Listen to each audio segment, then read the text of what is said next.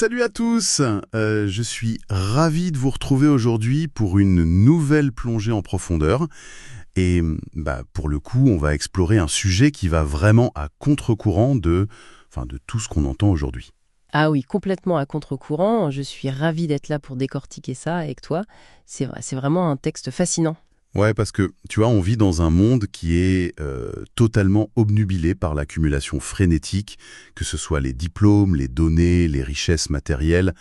La société moderne, elle passe son temps à murmurer à ceux qui l'écoutent que le savoir total ou le contrôle financier, c'est la clé du bonheur, quoi. Exactement. Et c'est là que notre sujet du jour intervient, parce qu'il balaie tout ça d'un revers de main. C'est ça.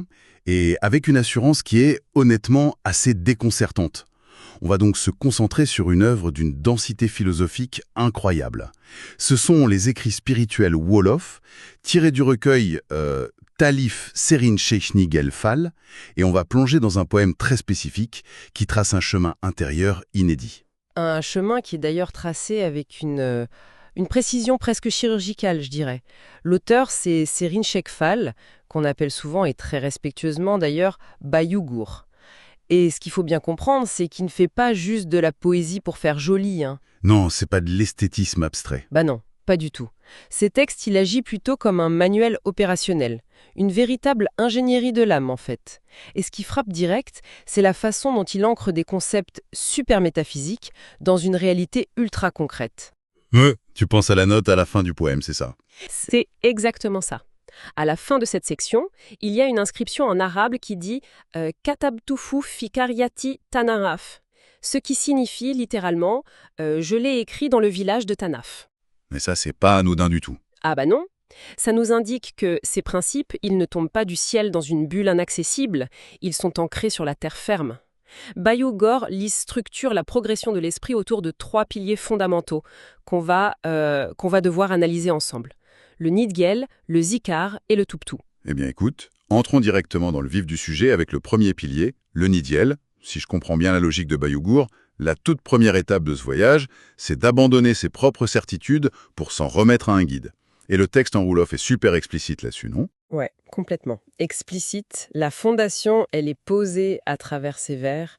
Je cite Nanjematopati Digel Nangui Dogal Lum Defati. Ok, et comment on traduit ça concrètement? En gros, ça exprime l'idée de s'efforcer de suivre les recommandations du guide et surtout d'accepter pleinement ses décrets.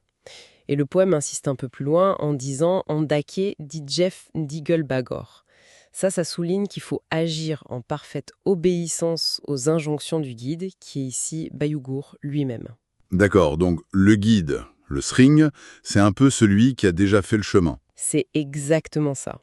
Il est perçu comme celui qui a déjà traversé le champ de mine de l'ego, il connaît la carte, il a vu les impasses, les illusions de l'esprit humain. Bon, attends, je dois faire l'avocat du diable 2 secondes ici. Vas-y, je t'écoute. Parce que ce concept, honnêtement, il peut vraiment heurter nos sensibilités aujourd'hui. Dans nos sociétés ultra-individualistes, l'esprit critique et l'autonomie, c'est les vertus cardinales, tu vois. Donc dire qu'il faut renoncer à son libre arbitre pour obéir à un guide, ça déclenche tous les signaux d'alarme. On pense tout de suite à une dérive sectaire, une soumission aveugle. Comment la tradition évite ça? C'est une objection super importante et c'est souvent mal compris. En fait, la réponse, elle est dans la mécanique même du Nidigel. C'est pas du tout une abdication de l'intelligence. Ah bon? Comment ça? Regarde le mot Wolof que l'auteur utilise. Il dit Djema. Djema, ça implique un effort. C'est une démarche active, consciente. Le Nidigel, c'est pas se soumettre passivement à un tyran, c'est l'exercice d'une confiance radicale. Un peu comme quand on délègue une tâche complexe. Oui, prends l'exemple de la médecine. Si tu es gravement malade et que tu vas voir un chirurgien ultra compétent, tu vas pas remettre en question chaque mouvement de son scalpel pendant l'opération. Tiens. Non, c'est clair, sinon c'est la catastrophe. Tu lui fais confiance. Voilà. Tu lui délègues temporairement ton pouvoir décisionnel pour pouvoir guérir. Sur le plan spirituel, c'est pareil. Notre ego, c'est un moteur d'anxiété. Il génère un bruit de fond constant, des doutes perpétuels. S'en remettre au guide, c'est une méthode drastique pour réduire cette charge cognitive. L'esprit se libère de l'illusion qu'il doit tout maîtriser. Ah, je vois. C'est une perspective vraiment éclairante. En fait, c'est presque pragmatique. L'obéissance, ça devient un outil pour faire taire la dictature de notre propre ego. C'est une forme d'humilité. Tu sais, le fait d'admettre qu'on ne voit pas la forêt quand on a le nez collé à l'arbre. C'est une super métaphore, oui. Mais du coup, ça pose un autre problème. Lequel? Une fois que tu as fait taire ton ego, tes désirs, tes doutes, il se crée forcément un vide immense à l'intérieur. Et comme la nature a horreur du vide, par quoi Bayougour propose-t-il de remplir cet espace? Et c'est là que le génie de ce poème se révèle. Honnêtement, l'espace que le Ndigel vient de libérer, il doit être immédiatement investi par autre chose, par une force supérieure, sinon l'ego revient au galop. Logique, Et c'est la fonction du deuxième pilier, le zikar. le rappel continu de Dieu. Exactement, l'invocation continuelle. Et Bayougour décrit l'effet de cette pratique avec une puissance vraiment rare. Il écrit Teturuya la boezikar demelni yanga tiaras. Arras, ça me dit quelque chose. C'est l'élévation, c'est ça. Ce qui suggère que répéter le nom divin transporte l'individu au sommet de l'univers. C'est ça. Faire le zikr du nom de Dieu, ça donne l'impression d'être directement au trône. Le mot Aras, ça vient de l'arabe arsh, qui désigne le trône divin, le sommet absolu de la cosmologie islamique. C'est fort comme image. Oui, mais attention, ce n'est pas juste une jolie allégorie, il décrit un véritable état modifié de conscience. Cognitivement, le zikar, c'est une encre. En saturant ton esprit avec le nom divin, tu te détaches de la gravité de tes propres pensées angoissantes. Tu t'élèves au-dessus du brouillard, en quelque sorte. Voilà, ton âme expérimente une élévation vertigineuse pendant que ton corps physique, lui, il continue ses occupations terrestres normales. C'est super intéressant parce qu'il y a une opposition très claire dans le texte entre cette élévation et la lourdeur du monde matériel. J'ai noté que Bayougour utilise une image très crue pour parler de l'attachement aux choses mondaines. Il dit « Jigain dafae andi angogne ». Ouais, le contraste est radical et totalement délibéré. Et le mot « rangogne », ça renvoie aux larmes, c'est bien ça? Exactement. Aux larmes, au chagrin, à la détresse émotionnelle profonde. Ici, l'auteur utilise les passions terrestres, souvent métaphorisées par la séduction ou l'attrait du monde profane, pour montrer à quel point l'attachement matériel est futile. Parce que tout finit par disparaître de toute façon. C'est la loi de ce monde. Le monde physique se dégrade. Donc tout bonheur qui repose uniquement sur le matériel finira inévitablement en rangogne, en larmes. C'est le cycle infernal du désir et de la frustration, en fait. C'est très actuel, je trouve. Tu sais, tu convoites un truc matériel, tu finis par l'obtenir, t'as ton pic de dopamine, et puis bam. Tu t'y habitues et tu commences à avoir peur de le perdre, ou tu veux déjà autre chose. Ça ne satisfait jamais vraiment. C'est une quête épuisante, et c'est exactement pour ça qu'en face de ça, Bayougour place la joie inaltérable du zikar. Il l'affirme d'ailleurs catégoriquement, Ndarturuya lagenane. Le nom de Dieu est ce qu'il y a de plus doux. C'est ça. Ce qui est remarquable, c'est qu'il ne présente pas du tout la spiritualité comme un fardeau ou un tas d'interdits hyper frustrants. C'est la source du plaisir ultime.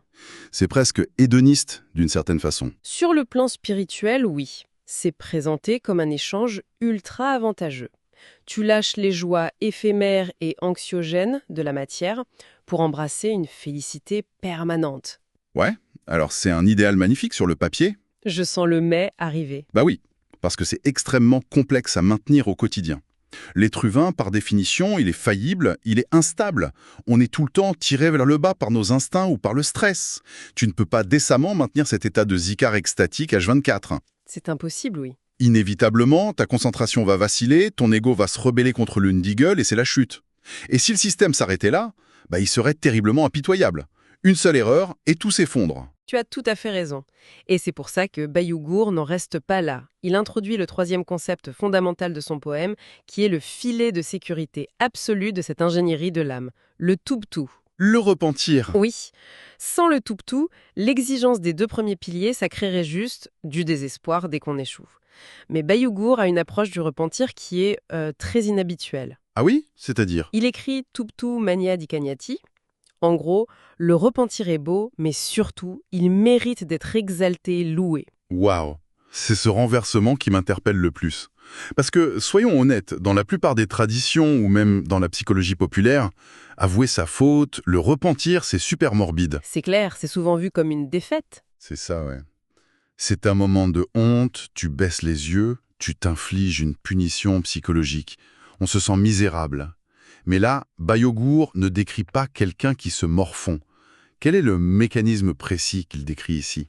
En fait, il met en lumière le repentir comme une véritable arme offensive.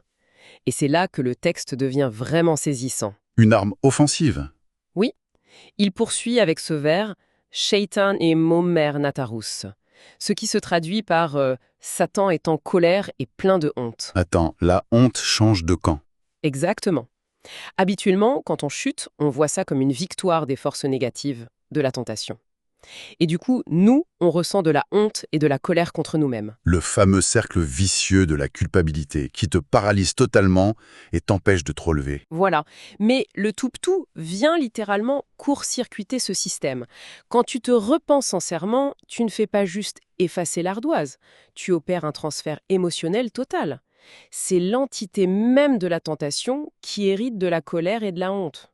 C'est un truc de fou, psychologiquement parlant, c'est d'une puissance inouïe. Bah oui, parce que l'erreur humaine n'est plus une défaite finale, elle devient l'occasion d'une victoire spirituelle retentissante. Le repentir humilie la tentation. Ça veut dire qu'aucune erreur ne peut détruire ta valeur tant que ta capacité à te corriger reste active. Mais c'est l'antidote parfait contre l'autosabotage. Au lieu de te dire j'ai failli, je vaux rien, j'abandonne tout », tu te dis « j'ai trébuché, mais mon repentir immédiat, c'est une claque magistrale que je mets à mes propres démons ». C'est un acte de bravoure en fait. Mais carrément. Du coup, la boucle est bouclée. Le Ndigel donne la direction, le Zikar fournit l'élévation, et le Toubtou, c'est l'amortisseur, ça absorbe les sorties de route. C'est un moteur à 3 temps parfaitement huilé. C'est pas un moteur parfait, oui, mais tout moteur a besoin d'un carburant spécifique pour tourner. Ah, on y vient? Et Bayougour ne clote pas son enseignement sans révéler ce carburant. À la toute fin, il établit une hiérarchie stricte des valeurs pour être sûr qu'on a bien nos priorités en ordre. Il commence par le socle théologique en disant « Bobege, Djege Yalla, Dangay Jang al-Quran ». Ce qui rappelle que l'étude du Coran est la voie pour se rapprocher de Dieu. Voilà. Mais ensuite, il va vraiment creuser dans la nature même de la conviction humaine. Et c'est là qu'intervient la suprématie absolue du dernier concept clé, le gum, la foi intime. Il y a cette répétition, cette anaphore qui démolit littéralement les idoles de notre société. Et ça fait un écho incroyable avec notre époque. C'est vrai que l'auteur enchaîne des comparaisons qui sont définitives. Vas-y, rappelle-nous. Première comparaison, Gum, Momen, Kam. La foi surpasse le savoir. Deuxièmement, Gum, Momen, Am. La foi surpasse la richesse matérielle, l'avoir. Et troisièmement, Gum, Momen, Abjudu. La foi surpasse la noblesse de naissance, le lignage. C'est pas choisi au hasard, ça. Ah bah non. Il attaque frontalement les 3 piliers sur lesquels les humains ont toujours fondé leur prestige et leur autorité. L'érudition, la fortune et la généalogie. J'aimerais bien qu'on s'arrête 2 secondes sur la première, là. Gum, Omon, Kam. La foi surpasse le savoir. Ouais. Parce que dans notre économie de la connaissance du 21e siècle, dire ça, c'est une hérésie totale. Aujourd'hui, on mesure la valeur de quelqu'un, ou même d'un pays, à sa capacité à accumuler de la donnée, à avoir des masters, à coder des algos. Le Khamkam, le savoir, c'est notre dieu moderne, en fait. C'est tout le paradoxe de notre époque. Et c'est tout l'enjeu de l'analyse de Bayougour. Le savoir, s'il est isolé de la foi ou d'une conscience morale, c'est juste un outil neutre. Et ça peut même être hyper dangereux. J'ai tout de suite l'image de l'intelligence artificielle en tête.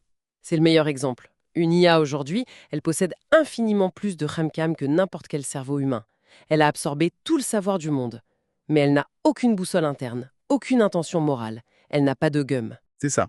Et l'intelligence sans conviction morale profonde, ça peut justifier les pires atrocités. On l'a vu dans l'histoire. Et c'est pareil pour la richesse, l'âme. Exactement. L'accumulation de richesses, si elle n'est pas guidée par cette foi, elle t'enferme juste dans cette rongogne, ces larmes dont on parlait tout à l'heure. C'est une spirale d'anxiété pour protéger tes biens. Et la noblesse de naissance, le judo, au final, c'est juste une loterie génétique. Tu n'y es pour rien, ça ne construit pas ta valeur profonde. Précisément. Ce que le guide de Tanaf nous transmet, c'est que le gum, la foi intime, c'est la seule fondation inaltérable. C'est l'infrastructure de ton âme, en fait. Et ça soutient tout le reste. Bah oui, sans cette conviction intime, tu ne peux pas t'abaisser sincèrement devant un guide dans le Ndigel. Ton ego va refuser. Sans la foi, le zikar, ça devient juste une répétition mécanique et barbante de mots. Et sans la foi, le Touboutou, c'est du théâtre, c'est juste pour te donner bonne conscience. Les Gegem, c'est l'étincelle qui donne vie à toute la machine. C'est fou comme ce voyage conceptuel est d'une cohérence implacable, honnêtement. C'est brillant, oui. En parcourant ces vers, on découvre bien plus qu'un petit code de conduite. C'est une technologie de l'esprit pour résister aux assauts du monde moderne et de nos propres doutes. On comprend qu'il faut réduire l'ego au silence via l'Undigel pour y voir clair. Ouais, pour dissiper le brouillard. Ensuite, il y a cette ambition vertigineuse du Zikar, s'élever hors des chagrins terrestres par l'invocation. Et puis cette beauté combative du Tobutu, transformer la culpabilité en acte de résistance victorieux. C'est juste magistral. Et au centre, ce noyau incandescent, le Geuyem, qui supplante l'orgueil et le vernis social. Il est rare de trouver une synthèse aussi condensée des dynamiques intérieures humaines.